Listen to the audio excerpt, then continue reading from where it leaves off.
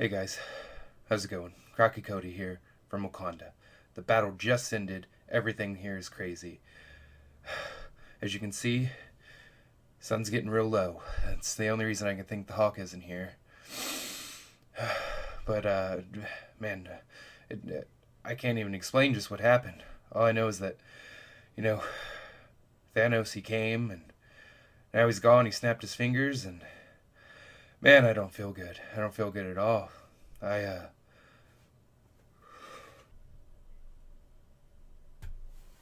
Alright, guys, here we are. With all seriousness, this is the start of my review of, you already know because you clicked on the video, Avengers 3 Infinity War. Here we go. We're going to start with, like it says, the opening. We open to the distress beacon sent out by Thor's vessel ship that's carrying him and the Asgards basically back to Earth to set up a new Asgard, just like the ending of Thor Ragnarok. It is Thanos' ship. We start basically after whatever battle went down. Everything's wrecked. Most of the Asgardians are dead. We pan across the scene and we see tons of bodies. We see Heimdall, who's still holding on a little bit, just laying there. And then it, shows the Black Order, Thanos' children. Then it goes up to Thanos, fully in his armor, victorious, holding Thor literally just by the head.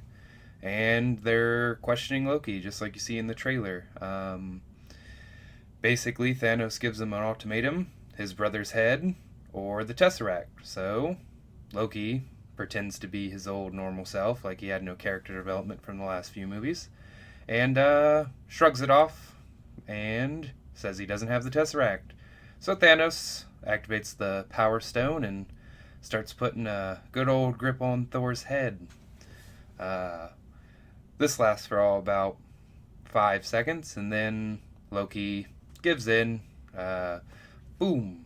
Pulls out the Tesseract from a little sub-pocket in space, and then proceeds to showboat a little bit and act like he's going along with everything. And then there was a pretty nice callback to Avengers 1. I don't remember the exact quote Loki's using, but basically it ends with, "We have a Hawk." So in comes Hawk. Hawk starts whooping up on Thanos, again all for about 5 seconds. And then Thanos just activates the Power Stone and literally, I think, 2 or 3 hits Hawk and knocks him straight out. At this point, utterly defeated, Loki goes back to being his mischief self and starts talking with his silver tongue. At the same time, Heimdall is asking the Allfathers to let him conjure up a little bit more black magic one last time. It's either black magic or dark magic. I don't remember the exact terminology, but basically to access the Bifrost without actually having it there, he ends up sending Bruce Banner / Hawk back to Earth.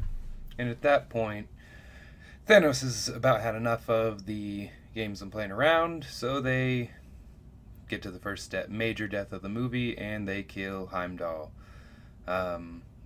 Back at this point, Loki showboats a little bit, swears his allegiance to Thanos, but it's a misdirect. He looks over at Thor, who is completely bound by Ebony Maw, by metal parts of the ship. He's just completely restrained, can't do anything. As Loki kind of smirks to Thor and, with his hand behind his back, summons a dagger, and as he presents the Tesseract up to Thanos, he attempts to stab him. But Thanos isn't having any of that. He's stopped. Then we get to the second major death of the movie. Thanos picks Loki up by the neck. They have a little bit of a banter. Loki tells Thanos that he'll never be what he wants. He'll never be a god. And then Thanos just snaps Loki's neck, and that's it. Two people down. First 5 minutes of the movie. That point, Thanos says that he's fair and just. He leaves half the Asgardians there, It's not his, his plan to take out everyone, everywhere. And then they crack open the Tesseract, get the Time Stone, and they leave. They disappear. And Thanos sends his children to Earth to get the Mind Stone at that point. And that's where we pick up with a lot of stuff you've seen in the trailer. We get the big old donut in the sky spaceship come down. Peter sees it on a field trip. Tony shows up. Doctor Strange and all of them are all together. And they step outside and they face Ebony Maw and Black Dwarf, I believe his name is. And this was one of the parts that I didn't really like. Apparently, Hawk is officially terrified. He's just scared to come out. He's a scared child because Iron Man steps up. He has the reactor now. It contains the bleeding edge armor. Nanobots come out. He's already suited up, ready to go. Doctor Strange and I think his name's Ming. They're there fighting, ready to go. Tony asked him, he's like, hey, come on, bring out Hawk. And Bruce tries, turns green, and nothing. Hawk, literally, his face pops up on Mark Ruffalo for a second and screams no, like a child. I don't know what to say. They officially made Hawk just a pussy. I get that it's supposed to be a 3-part story arc from Ragnarok, Infinity War, and Avengers 4. It's going to be basically a solo Hawk film, is what Kevin Feige says. I don't like it. I don't like the direction. Hawk can get beat. He should come back madder. That's the way I see it, though. Basically, from there, we're in New York, and they're coming for the Time Stone, which Doctor Strange has in the Eye of Agamotto. And Spider-Man shows up, helps everyone. It's a complete little buddy romp fight. After that, I'm trying to think. They end up capturing Doctor Strange. So Peter, he tries to hold on to the spaceship as it goes to orbit. Tony summons the Iron Spider suit for him to wear so he can breathe at the high altitude and won't die. As Tony then enters the ship to try to save Doctor Strange and, prevent the end of everything. Peter gets sent back down to Earth, but he hangs on and stows away in the ship. And then we get to Scotland, basically, because there was a line spoken where they were asking about Ant-Man and Hawkeye. They're both on house arrest. Basically, from that, we end up in Scotland with Vision and Scarlet Witch. This is where the other set of the Avengers, since they're broken up, are, basically. Vision, completely normal, human skin, everything like that, except for the Mind Stone. They're basically talking about staying and not going back. And at that point, the second donut in the sky is there, and Proxima Midnight and God, I can never remember his name. Cordis Glaive. Cordis Glaive just stabs Vision straight through, which isn't normally something that should hurt Vision. He should just be able to take it or phase through it. But his glaive is basically special somehow. Completely wrecks Vision. Scarlet Witch starts fighting the two of them, but can't really take it by herself, and that's when Proxima Midnight throws her spear, like you see in the trailer, and whew, Captain America catches it, and then somehow beat up Vision and Scarlet Witch, who couldn't beat these two people. Both the people just get beat up by Falcon, Captain America, and Black Widow. They three just, not super powered people, just murk them, wreck them completely, didn't even, they literally get them to a point where it's like, oh, we're not going to kill you, and then Proxima Midnight is like, well, this is going to be your only chance, and you missed it, and then they go back up into the donut in the sky to do whatever, and then at that point, we end up where we left off in one of the after credit scenes from Guardians of the Galaxy Volume 2. with the Guardians of the Galaxy finding Thor out in space among a bunch of wreckage. It all makes sense now from the opening of this movie. And they bring him on board. Basically, he's unconscious. They're testing him. They have Mantis wake him up. There's a ton of actually good, funny dialogue. That's where most of the comedy from the film actually is, in this whole scene. Basically, this is where we get the three teams of the movie. There is Team Iron Man. That is Tony, Doctor Strange, and Spider-Man. And then we get Team Cap, Captain America, Scarlet Witch, Black Widow, Vision, and then basically Team Thor. Team Thor is Thor, Rocket, and Groot. At this point, the Guardians split up. They go to nowhere to try to get the Reality Stone, the Ether from Thor the Dark World, before Thanos can. And Thor, Rocket, and Groot, they split up to go to the Dwarf Star where Mjolnir was forged, because Thor's plan basically is he needs to forge a weapon that can kill a god, which that's just his plan. He needs to go there and get something strong enough to kill Thanos.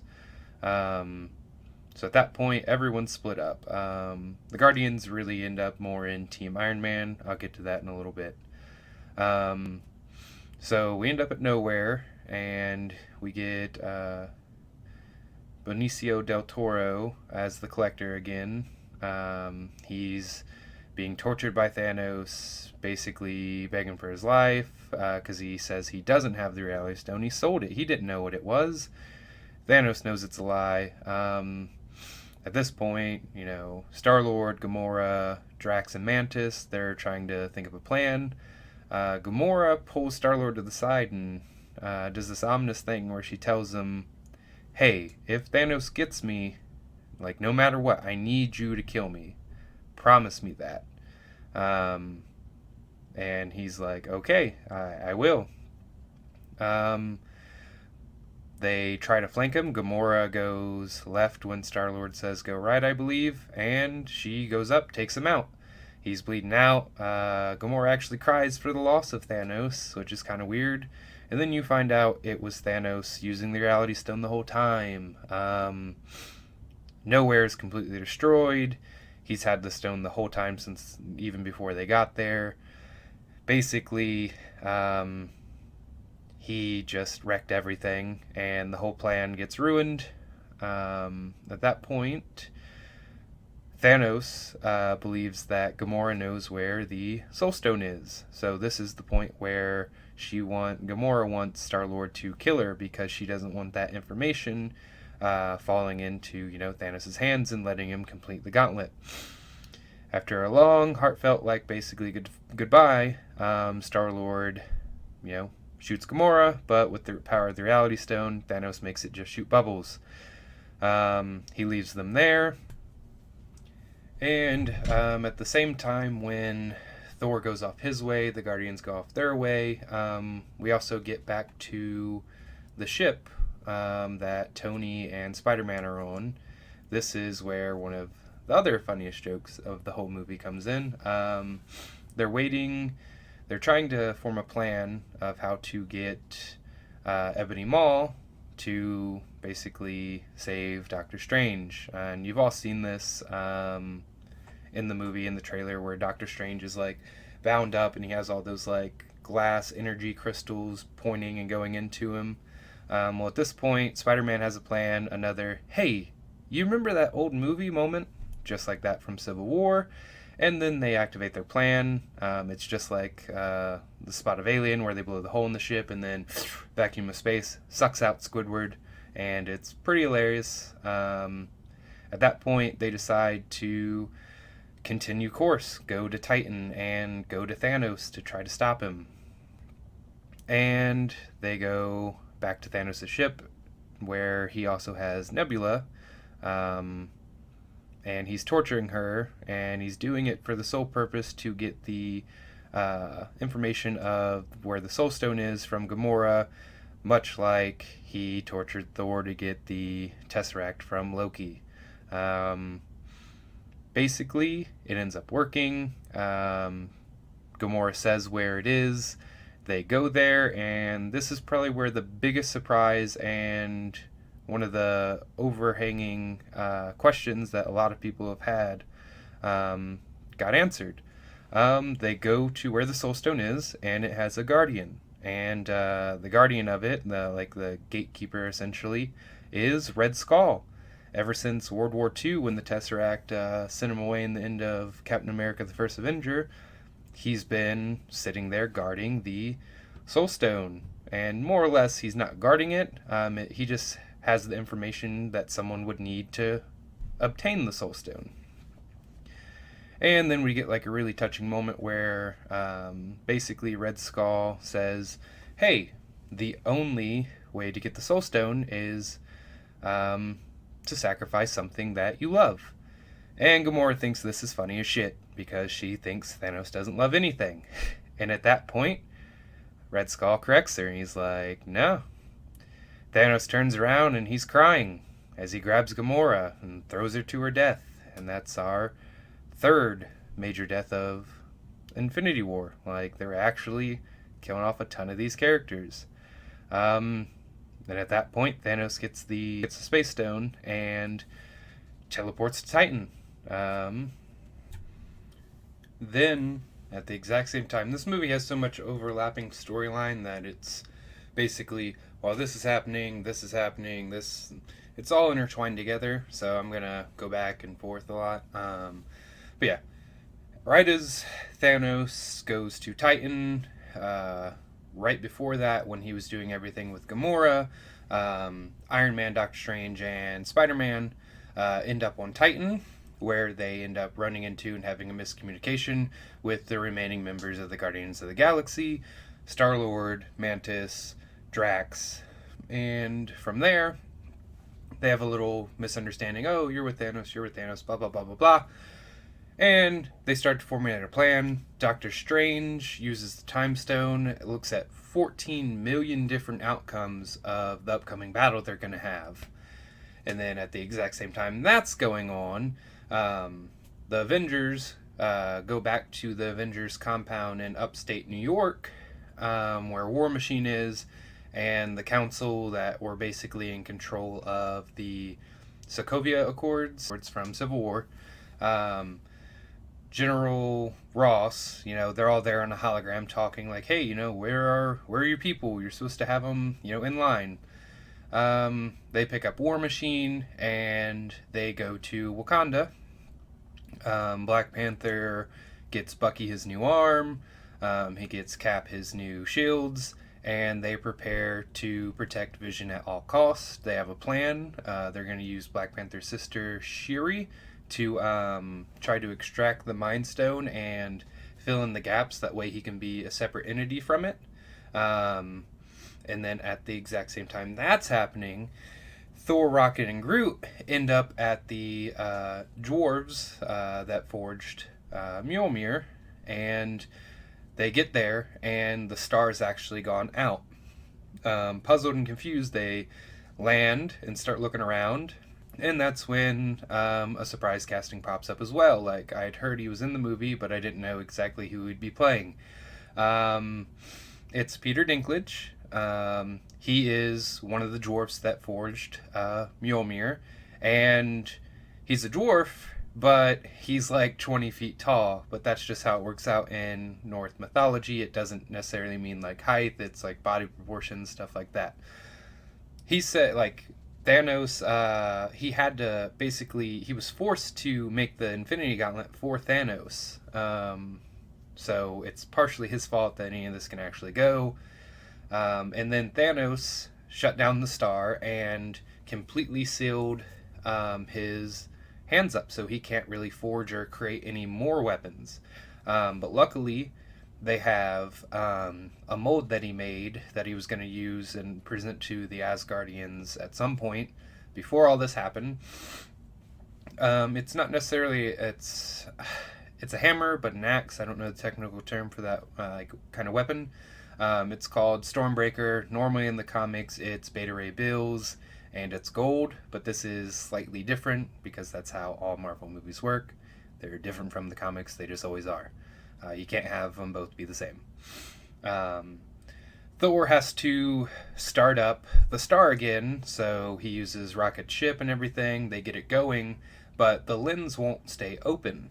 So Thor has to actually go and withstand the heat of a dwarf star long enough for the metal, the special magical metal, to heat up and get poured into the cast to make Stormbreaker. He does it, he withstands it, but then he almost dies, and they don't have the handle. And this is when a really cool part happens. Groot, actually, Teenage Groot, he extends his arm out, picks up the hammer, and then breaks it off, and Groot's arm becomes the new handle for Stormbreaker. And then Thor summons it to him, and boom, all powerful again, Thor. The difference between Mjolnir and Stormbreaker, so says this movie anyways, is that Mjolnir helped channel and suppress Thor's godly thunder powers so he could, get used to it and everything like that. Stormbreaker amplifies them all and makes Thor stronger than he was previously, which is kind of cool. So at that point, all three of these separate parts of the story are happening at once. We get back to Titan with Team Iron Man. Thanos walks straight through the space stones portal, the Tesseract, and he ends up instantly being met with their strategy. And their strategy basically is blindside him, confuse him, get him pinned down so Mantis can tap into his mind, because she has that power for powerful entities. She can put him to sleep and basically their feelings and make them do stuff. It basically all works. They get him tied down with some Spider-Man web. Tony grabs the gauntlet arm, clinches it close so he can't do anything. Drax grabs the other arm. Doctor Strange is basically holding him down. Mantis jumps on, puts him to sleep. And then it becomes the problem that a lot of people are bitching about. But I don't necessarily think it's in character of Star-Lord either, but a lot of things in this movie aren't, not using the time stone, not using any of their actual options. Common sense is out the window because they are getting to the end of the movie however they have to. They're not going to go about it with 100% logic. So Spider-Man and Tony are trying to take the gauntlet off, and Star-Lord is basically asking Thanos why he's almost under. Where's Gamora? Where is she? Where is she? Basically, Mantis at that point reads his feelings and says that he's in remorse, he has guilt, he's, sad, and that's because he killed Gamora, and she confirms that. Star-Lord freaks out, starts hitting Thanos, which causes Mantis to fall off, which causes Thanos to wake up, and right as Spider-Man gets the gauntlet off, it's just literally a grasp, barely on Thanos' hand anymore. Thanos grabs it, punches Spider-Man, takes it, and the plan is ruined. It's over basically like that. At that point, they put up a little bit more of a resistance. I really, it gets to the point where it's only Thanos versus Iron Man, and Tony's actually giving it his all. It's the most you've ever seen him go at anything that isn't just science problem, not hey, I can fix it X, Y, and Z. He's actually just going toe-to-toe with Thanos. The bleeding edge armor's fallen off, and he's having to take it from other areas to make new materials to try to survive and fight longer. He ends up making this really cool nanoblade sword that gets snapped off, and Thanos stabs him. And you think at that point, oh man, this is it. This is Tony's going out. But at that exact moment, Doctor Strange basically gives up, and again, he looked at all the outcomes, so this is, the one he saw, and I'm pretty sure it's the one going forward that it's going to make it where they can win in the future in Avengers 4. He pleads, and he says, hey, don't kill, don't kill Tony, don't kill Iron Man, and I'll give you the time stone. No gimmicks, no nothing. Thanos agrees, and he gives him the stone. And at that exact moment, Thanos is basically all but one stone away. He has the power, space, reality, time stone. Let's see. There's another one I'm missing. He has the Tesseract, he has the Power Stone, he has the Ether, the Reality Stone, he has the Soul Stone. Okay, yeah, the one he's missing only is the Mind Stone, which is on Earth, which at this exact same time, after we leave the Guardians and Tony and all them meet up at the exact same time as Thor forging Stormbreaker, we get the Battle of Wakanda. Basically, Donut in the Sky appears again. Proxima Midnight and Black Dwarf show up, but they can't get through the barrier. So the armies of Thanos descend in spaceships, and it's just from the trailer. Those four-armed creatures, they just let a horde of them run at it, and it's literally killing them to like run into it and stuff. But they start breaking through in small hordes. So this is where Team Cap comes in and shines. Team Cap is Captain America, Falcon, Bucky, Black Widow, Bruce Banner, who won't be the Hawk. He's in the Hawkbuster suit. We got Black Panther. Michonne's character, can't remember her name off the top of my head. T'Challa's general, his bodyguard. Vision, he's getting worked on. Scarlet Witch, she's watching after him as like a little protective thing. Let's see, trying to think of anyone else that's down there at that point, but can't really think of it. There's tons of characters in this part of the movie.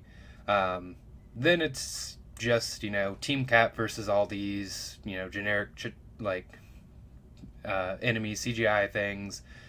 Not really much stakes. Like, none of them really have a hard time beating any of them. They do get overrun at some point. Proxima Midnight ends up sending out these giant gear machine saws to break through. They tunnel under the barrier, pop up, and start wiping out a ton of the Wakandan people, but no like significant people. Like Umbak's still there from Black Panther. He led the gorilla tribe up in the mountains. He doesn't get messed up. No significant characters really get messed up from that. But at that point, Scarlet Witch decides to join the battle, comes down, wrecks those giant machines, but that was kind of the plan, because at this point, Squidward died, Ebony Maw died, up against Tony and Spider-Man, and we had Black Dwarf and Proxima Midnight, but we were still missing Glaive, the guy who stabbed Vision earlier. And he got hurt, so it was alluded to maybe he died, but at this point, no. Once Scarlet Witch joins the battle, he snuck up and tried to kill Vision. They have to go back and try to save him because that's where the real battle is. Scarlet Witch already basically annihilates Proxima Midnight with the machine things. And at that point, Captain America and them, they end up stopping the Glaive guy. Can never remember his name. His is the hardest one for some reason. I don't know why. I always want to call him Curtis Glaive. It's something like that. And at that point, they've had this whole plan all along that if they get the stone out of Vision's head, Scarlet Witch, since her powers are derived from the stone, she can create a frequency with her power great enough to explode it, and basically then Thanos can't get all the stones. But that's where the problem lies. As they defeat Glaive guy, Thanos, at that same moment when he left Titan, he pops up right there on Earth with the power of the Space Stone.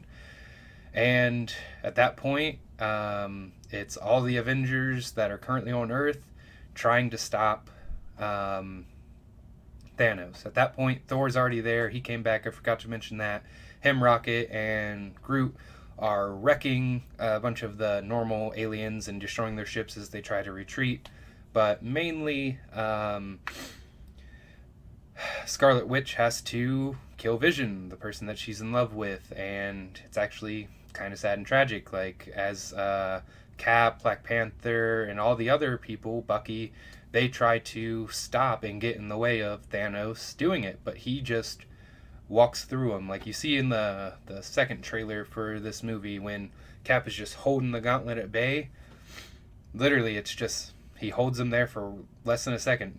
Doesn't even really interrupt Thanos' stride.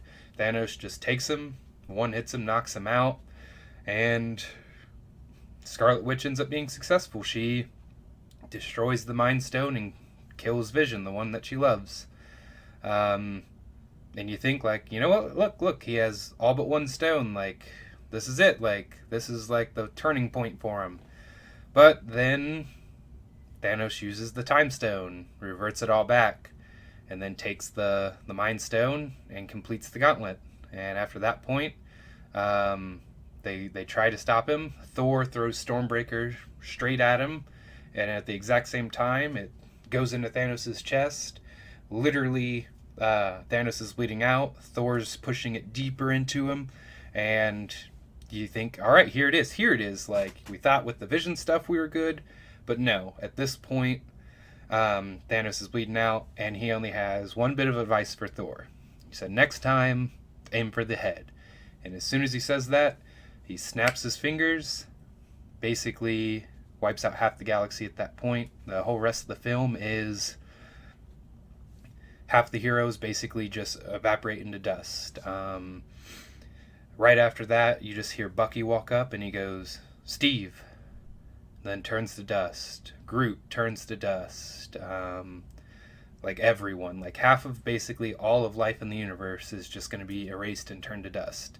Doctor Strange, he goes back up there. Drax, he's gone. I think Mantis is gone too. The most touching one of all, the one that actually got to me, is poor little Peter Parker, 16-year-old kid, you know. He sits there and you go back, it's back on Titan, and he just goes, Mr. Stark, I don't feel good. And Tony embraces him and he says, I don't want to go. And he just pleads for his life. And exactly what Tony didn't want happens, you know. His little, you know, pupil Padawan, like, literally dies and turns to dust in his arms, and that's it.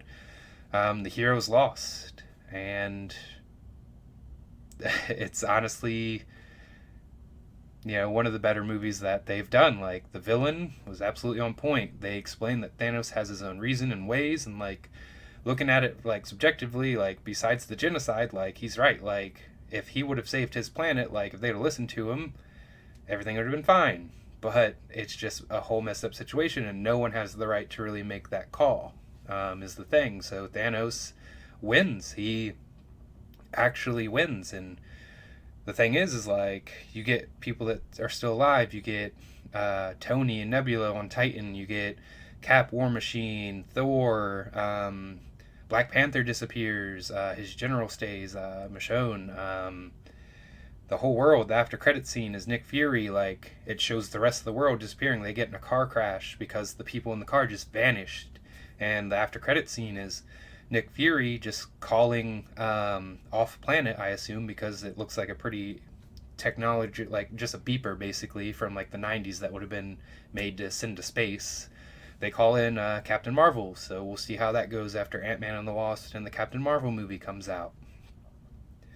Other than that, like, Thanos has been a great villain. Like, he had like motives, he showed emotion, he's here, like, he wasn't a one-off. He, you know, in this movie, I think he surpassed Loki, Vulture, Killmonger, Kilgrave, all those previous villains that were, you know, pretty good in the Marvel Universe, but I always thought that Marvel had a bit of a villain problem, and it looks like they solved it. Like, they actually did it. They pulled it off. That's why I give this movie a final verdict, 2 thumbs up, 4 stars, 8 out of 10.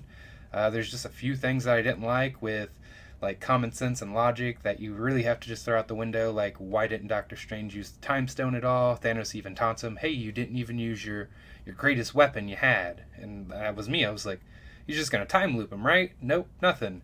Why didn't Hawk come back out? And I get, like, all of this was done because they were telling the story they wanted to tell. And at the end of the day, we have Avengers 4 to really explain where it's all going and where we go from here. But yeah, final verdict, 8 out of 10. I think everyone should go out and see it. It's definitely top 3 Marvel films for me now. I think it goes Winter Soldier. I've seen that just way too many times, and I think that's the epitome of like superhero movie. It was the first one that really broke genres, and that wasn't just a superhero movie. It was also spy espionage, and it was great storytelling. Other than that, I think it's up there like Iron Man 1. That'll always have that high top spot for me. And then now I think it goes Avengers Infinity War. Yeah, that's it. If you liked the video, maybe subscribe, leave a like. Love to have some conversations, what you thought about it. Just hit up the comment section below, and we'll have a discussion. Next is Ant-Man and Wasp. I do plan on reviewing that one too. I'm actually going to step up my movie reviews a lot from here on out. I got my setup all done, got a better mic, got a better webcam. Everything should be good to go. Alright, see you guys in the next video. Bye.